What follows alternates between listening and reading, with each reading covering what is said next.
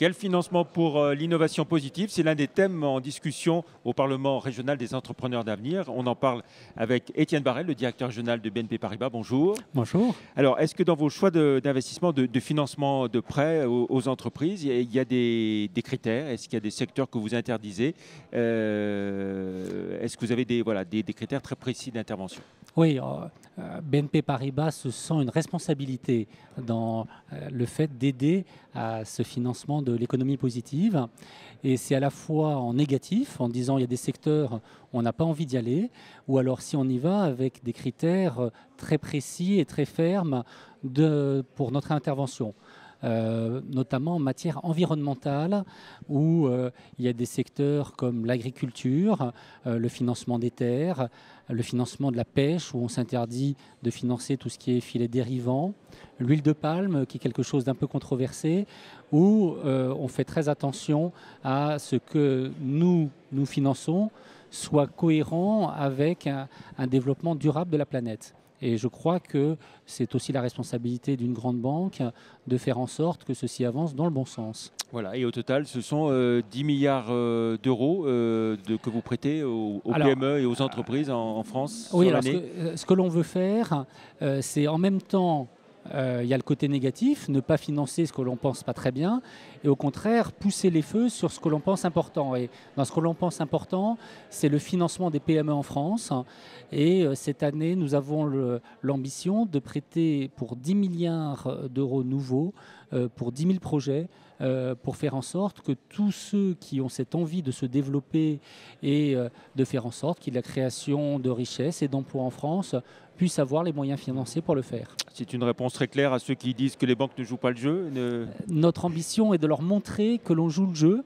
Alors c'est vrai statistiquement, c'est-à-dire que chaque année on prête plus que l'année précédente, et ce sera vrai en 2014, mais on veut que chacun le ressente et se dise oui, j'ai été voir mon banquier et il m'a donné une réponse positive, j'avais un bon projet, il m'a écouté et il m'a suivi. Et puis le financement des entreprises, c'est aussi différentes formes d'investissement.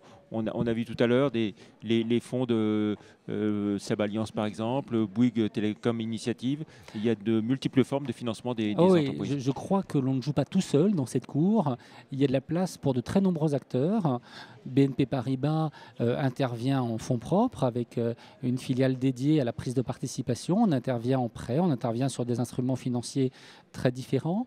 Mais il y a aussi, on l'a vu aujourd'hui, des entreprises qui estiment qu'elles ont à la fois pour elles un certain profit à tirer de l'investissement dans l'entreprise, mais aussi un rôle social à jouer en faisant en sorte que de jeunes pousses puissent se développer, puissent avoir accès à du financement, mais surtout à des clients, avoir accès à du savoir-faire.